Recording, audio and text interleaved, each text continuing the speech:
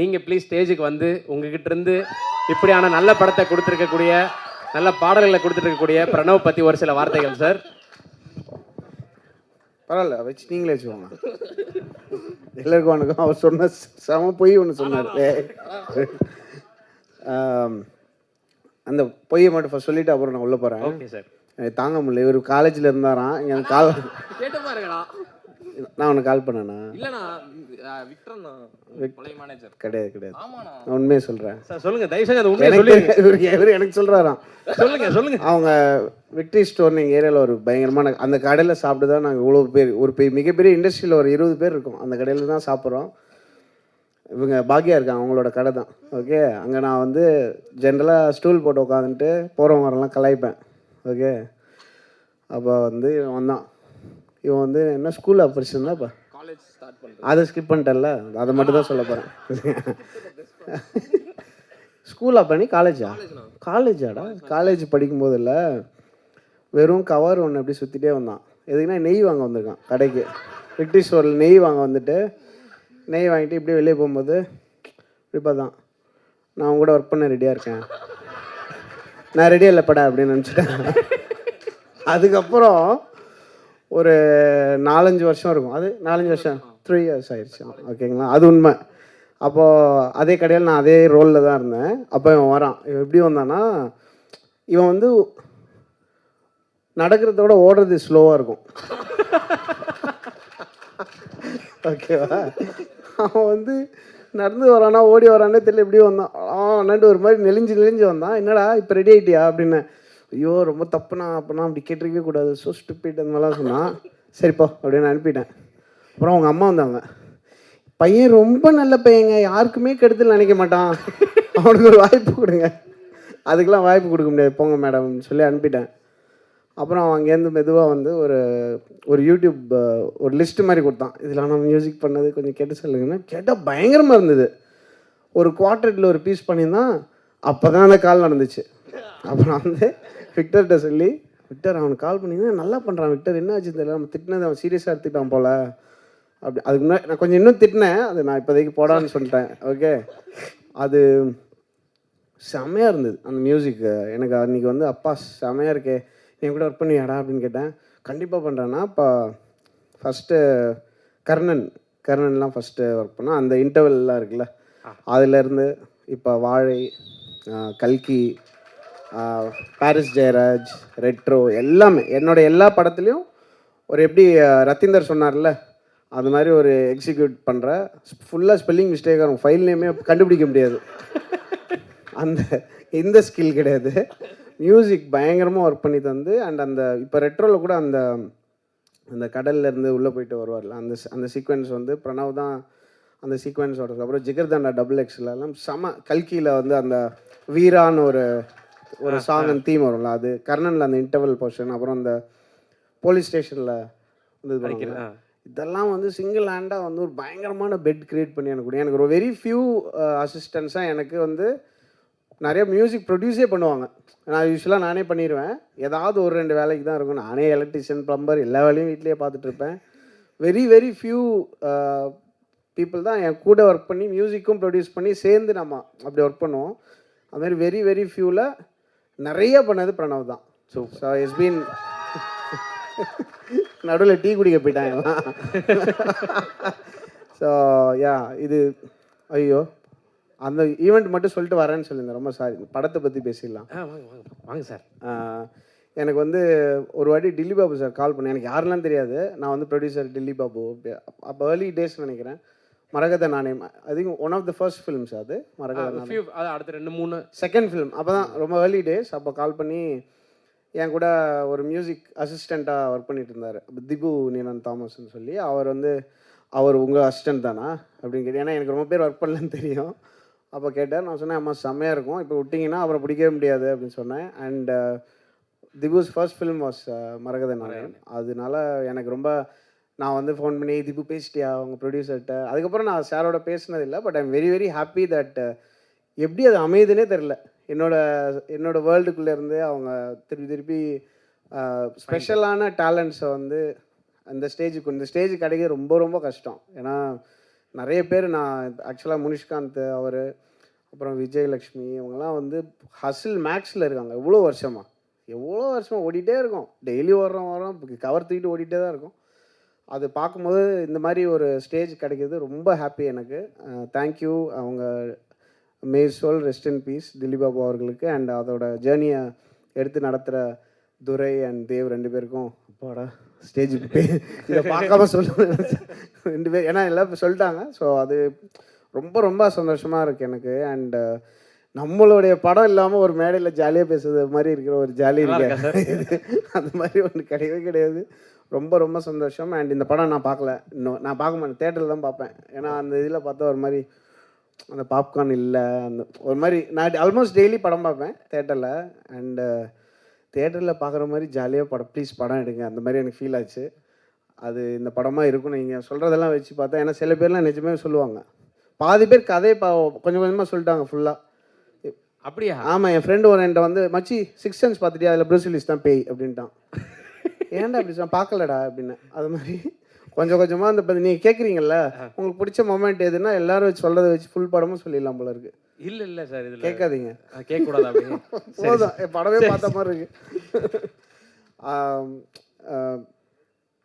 இந்த படம் நல்லா பெரிய லெவலில் போகும்னு நான் நம்புகிறேன். ஏன்னா some of the directors very close. நான் அங்கேயே கேட்பேன், என்ன சார் நல்லா இருக்கா, என்ன நல்லா இருக்குன்னு சொல்லலாமா அப்படிலாம் கேட்பேன். ராஜமுருகன்ட்ட கேட்டேன், சார் நிஜமாவே நல்லா இருக்கு சார் அப்படின்னாரு. எனக்கு ரொம்ப ஹாப்பி. இது நல்லபடியாக போய் இந்த டீமுக்கு ஒரு பிக் பூஸ்ட் ஆஃப் ஒர்க் வரணும் அப்படின்னு ஆசைப்பட்றேன். அண்டு நல்ல படங்களில் ஒர்க் பண்ணுற மாதிரி ஒரு ஹாப்பினஸ் எதுலேயுமே கிடைக்காது ஆர்டிஸ்ட்டுக்கெலாம். எங்களுக்கெல்லாம் வந்து நாங்கள் வந்து எங்களுக்கு தெரியும் படம் ஒர்க் பண்ணும்போது என்ன ஆக போகுதுன்னு தெரியும். பட் நம்ம சோல்ஃபுல்லாக ஒர்க் பண்ணும்போது என்ன ஆகும்னா அதோட ரிசல்ட்டை நம்ம கண்டுக்கவே மாட்டோம். இந்த இது செம்மையாக இருக்குது, அதை நம்ம ஒர்க் பண்ணாலும் சூப்பராக இருக்கும் அப்படின்னு சொல்லி. அண்ட் ரத்தீந்தர் பேசும்போது ரொம்ப ஹாப்பியாக இருந்தது. அவரோட கோ டைரக்டராக இருந்து அண்ட் அவர் பார்த்தாலே இது செம்ம ஹஸ்லிங் பண்ணுற ஒரு டைரக்டர் தான். இந்த ஃபுல் கேங்குக்குமே என்னுடைய முழு கங்க்ராச்சுலேஷன்ஸ் விஷஸ் எல்லாம் கொடுத்துக்கிறேன். அண்ட் என் கூட அசிஸ்டன்ஸாக ஒர்க் பண்ணி இல்லை என்னோடய டீமில் கோராக இருந்து மியூசிக் கம்போசர்ஸாக இருக்கிறவங்க சில பேருக்கு தேங்க் பண்ணணும்னு நினச்சேன் இன்றைக்கி. ஃபஸ்ட்டு யாருக்கு வந்தது படம், ஷான் ரால்டனுக்கு வந்தது. அதுலேயும் மும்தாஸ் பட்டி நீங்கள் இன்வால்வ்டு. அது ஃபஸ்ட்டு வந்தது. காதல் சொதப்புவது எப்படி வந்து செகண்ட் வந்து அதுதான் ஃபஸ்ட்டு பண்ணியிருந்தான். ஓகே, ஷானு, அப்புறம் பிரதீப் குமார், அப்புறம் திபு, சுஷின் ஷியாம், அப்புறம் ஜேக்ஸ் பிஜாய், வேறு யாரெல்லாம், அந்தோனி அண்ணன் என்னோட கோர் டீம் கம்போசர் அந்தோனி தாசன், வேறு யாரெல்லாம் நிறைய பேர் இருக்காங்களே, நிறைய. சாரி, நான் ஒரு லிஸ்ட்டே போட்டிருந்தேன், எனக்கு ஃபோன் பார்த்து வராது. ஆதித்யா ரவீந்திரன், நிறைய விஜய் நாராயண், நிறைய பேர் இருக்காங்க. இவங்க எல்லாருக்குமே என்னுடைய விஷஸ். அண்ட் பிரணவ் ஒழுங்காக பண்ணுறா, செம்மையாக பண்ண, செம்ம டேலண்ட்டு. அண்ட் சிங்கிள் வேறு. இப்போது என்னங்க இதுக்கெல்லாம் கத்துறீங்க? நான் வந்து என்னுடைய படம் ரிலீஸ் பண்ணி கல்யாணம் பண்ணேன். நீ அட்லீஸ்ட் லவ்வாவது பண்ணு. கண்டிப்பாக கேர்ள்ஸ் இப்போ மிஸ் பண்ணீங்கன்னா வேற லெவலில் மிஸ் பண்ணியிருப்பீங்க. குறியீடு மாதிரி யாருக்குமே இடைஞ்சல் பண்ணாத தப்பு நினைக்காத குழந்தைங்க இது. அந்த மாதிரி நான் சொல்லி கேட்டுக்கிறேன். ரொம்ப நன்றி. அவ்வளோதான். Thank you sir. மீனாட்சி மேம், நீங்கள் ஒரு சில வார்த்தைகள் பிரணவ் ப்ரோ பற்றி பேசுனீங்கன்னா நல்லாயிருக்கும். பாருங்க, பல பேரோட கோரிக்கை. அவங்க பிரணவ் வந்து லிட்ரலி ஃபேமிலி. பிரணவ் நல்லா பண்ணோம். அண்ட் பிரணவோட மியூசிக் வந்து எவ்வளோ லேயர்டாக இருக்கும், எவ்வளோ விதமான பாரிஸ் ஜெயராஜ் மாதிரி ஒரு படமும், வாழை மாதிரி ஒரு படமும், கர்ணன் மாதிரி ஒரு படமும் வந்து ஒரே ஸ்பேஸில் ஒரே டைமில் வந்து ஒர்க் பண்ணக்கூடிய ஒரு composer. And I think it's an amazing new addition. ஒரு புது ஸ்ட்ரிங் ஆஃப் கம்போசர்ஸ் வராங்க இப்போது தமிழில். நடுவில் 2012 to 2018 கிட்டத்தட்ட ஒரு 200 புது கம்போசர்ஸ் வந்துட்டே இருந்தாங்க. அதுக்கப்புறம் ரொம்ப நாளாக வந்து ஒரு புது சவுண்ட், ஒரு புது கம்போசர் வந்து இல்லாமல் இருக்கேன்னு நம்ம ஃபீல் பண்ணிட்டு இருந்தோம். இப்போ there's a new wave of amazing new composers coming. அதில் Pranav will be one of the best இந்த லாங் டர்ம் நான் நம்புகிறேன். அது நடந்தால் ரொம்ப சந்தோஷமாக இருக்கும். Thank you sir, thank you so much. நீங்கள் ஃபங்க்ஷனுக்கு வந்து அவரை பற்றி பேசுகிறது. நடிக்க போகிறீங்களாமே? நடிக்கிறீங்களா? நடிச்சிட்டிங்களா? சார் கொஞ்சம் என்ன சார் திடீர்னு இது என் பக்கம் வண்டி திரும்புது? இல்லை பயங்கரம் சூப்பர்யா. எப்போ நடிச்சீங்க? சார் இப்போதான் சார் போன வருஷம். வாவ். சார் நம்ம தனி பேசிக்கலாம். டூரிஸ்ட் ஃபேமிலியில். ஆமாம் ஆமாம் சார், ஆமாம் சார், ஆமாம் ஆமாம் சார். தெரியவே இல்லையா? நான் தான் சார். அது அந்த ஆமாம் படம் செம்மையாக இருக்கும்போது நம்ம கேரக்டர்ஸ் யாருன்னே தெரியாமல் இருக்கும்ல. Super great. Sorry sir. Sir no problem sir, பெரிய வார்த்தை sir. Thank you sir, thank you so much. So நீங்கள் வந்து அவரை வாழ்த்தது மட்டும் இல்லாமல் என்னையும் வாழ்த்தது ரொம்ப ரொம்ப நன்றி. ஸோ மிடில் கிளாஸ் பற்றி பேசுனது ரொம்ப ரொம்ப தேங்க்யூ சார். ரொம்ப நன்றி. அண்ட் இந்த பேர் செமங்க. அதாவது இந்த செஸ்ஸில் விளையாடுவாங்கள்ல, chess.comனு ஒரு வெப்சைட் இருக்குது. நான் யோசிப்பேன் எப்படா அந்த வெப்சைட்டை பிடிச்சிங்க, ஏன்னா எவ்வளோ பேர் அந்த வெப்சைட்டுக்காக ஓடுவாங்க. இந்த மிடில் கிளாஸ் யாருமே யோசிக்கலன்னு தோணுச்சு. இல்லைப்பாமா செம பேர். அந்த பேர்லேயே ஒரு ஒரு ஆட்டோமேட்டிக் சக்ஸஸ் இருக்குது. படம் கொஞ்சம் நல்லா இருந்தாலே செமையாக பற்றிக்கும். சூப்பராக இருந்தால் I hope this will be huge blockbuster for all of you. Super sir, super sir. Thank you sir. உங்களோட வருகைக்கு நன்றி. Pranav super Pranav. Thank you, thank you bro. Wish you all the best bro. Thank you, thank you sir, thank you. So ஒரு middle class memories இந்த மாதிரி ஏதாவது நீங்கள் share பண்ணீங்கன்னா sir please sir. எனக்கு மிடில் கிளாஸ் மெமரிஸே லேட்டாக தான் வந்தது. ஏன்னா நான் அவ்வளோ தரமட்டத்தில் இருந்தேன். ரொம்ப ஒரு வாட்டி வந்து பெங்களூரில் ஒர்க் பண்ணுறதுக்கு எனக்கு ஒரு வாய்ப்பு வந்தது. அப்போ நான் வந்து ஃப்ளைட்டில் போனதே இல்லை. 2004க்கு அப்புறம். அப்போ வந்து அதனே ஃப்ளைட் டிக்கெட் வேணும், அப்போ தான் போக முடியும் அப்படின்னா ஓகே அப்படின்ட்டாங்க.